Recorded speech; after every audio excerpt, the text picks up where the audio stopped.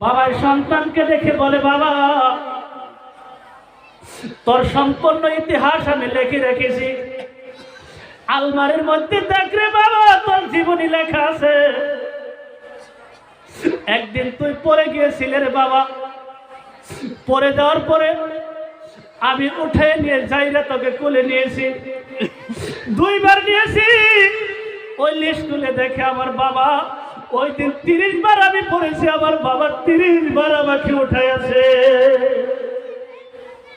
আজকে আমাকে যন্ত্রণা আমি হাতে পায়ে ধরে চলে যাই রে বলবো। প্রত্যেকটা সময় বলি, মা বাবার কথা মনে পড়লে আমার কলিজায় মানে না রে বাবা। মা বাবার কথা যদি মনে পড়ে না, আমার মার একটা বাস্তব ইতিহাস। আমি যে সময় বাসকান্দির মধ্যে পরিবাজার, আমার মার কাছে আমি বলেছি, মা তুমি আল্লাহর কাছে দোয়া করো। কত মানুষের ধর্মসভার মধ্যে বয়ান করে, কত মানুষের কোরআনের কথা ধর্মসভায় বয়ান করে, মা তোমার 2টা হাতে পায়ে আমি ধরে বলে যাই, তুমি আল্লাহর কাছে দোয়া করো যাতে আমার আল্লাহ রাব্বুল আলামিন এই সুযোগ আল্লাহ দান করে। আজকে প্রায় 11 বছর হলো আমি ধর্মসভায় কথা বলি। আমার মা বলেছে, বাবা তুমি লেখাপড়া করতে থাকো, এই সুযোগ আল্লাহ তোমাকে একদিন আল্লাহ দিবে।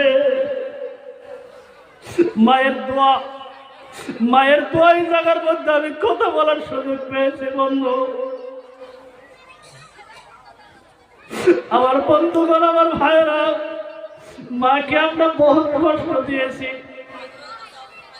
বহুত মাকে আমরা কষ্ট দিয়েছি রে বন্ধু।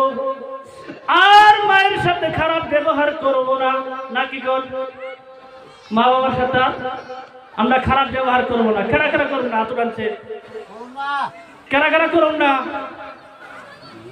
যুবক মানুষ কি যে বুঝে গেছে গা, মা বাবার প্রতি লক্ষ্য নাই, আমাদের নজর নাই।